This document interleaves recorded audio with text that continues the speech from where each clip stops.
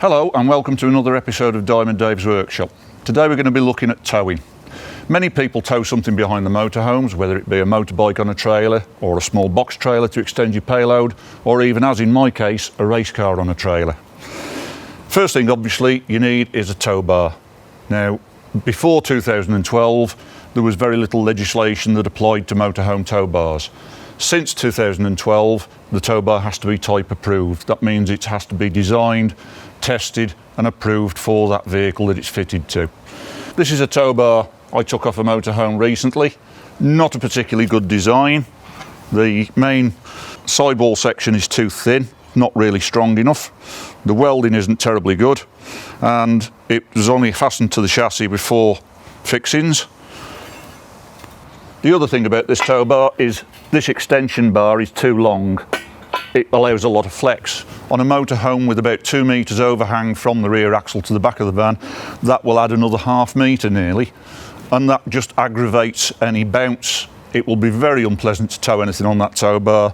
I certainly wouldn't want to tow anything as heavy as this trailer on it.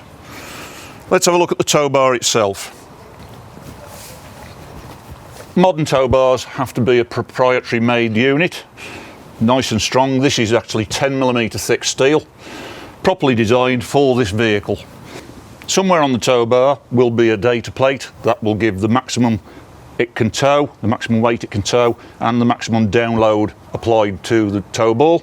It will be not dissimilar to this data plate for the trailer. Now the trailer should also have a data plate like this. That will give the chassis number, the maximum trailer weight, that's the maximum this trailer and any load it's carrying can weigh, in this case 1700 kilos.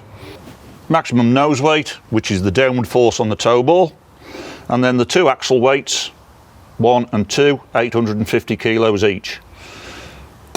Any trailer that you're towing really should have a data plate on it. Don't exceed those figures. It's just like overloading your motorhome. If you get stopped and you're overloaded, the penalties can be quite severe. At worst, they could even stop you using the vehicle. So best to pay attention to that and stay within those figures. Let's just go and have a quick look at the VIN plate of the vehicle, and we can see from that what the towing weights of the vehicle are. So here we have the VIN plate for the towing vehicle. This will give us our maximum vehicle weight and our maximum towing weight. The first line here, 3,500 kilos, 3.5 tons. That's the maximum this vehicle is allowed to weigh, including anything that it's carrying. That includes me, my wife, my dog. The second line, 6,500 kilos, is the gross train weight. That's the maximum the vehicle and any trailer that it's towing can weigh in total. So in theory, this vehicle could tow a 3-ton trailer.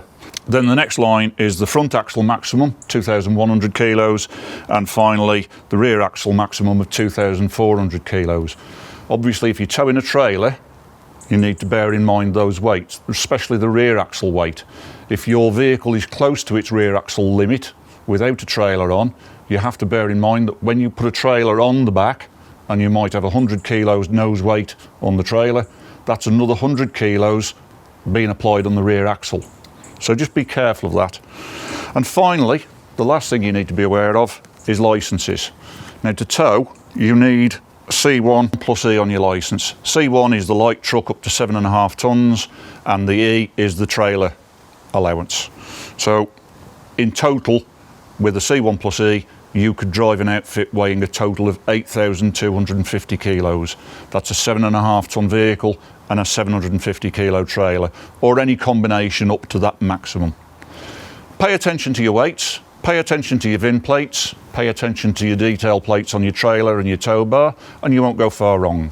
I hope you found it helpful, and I'll see you next time.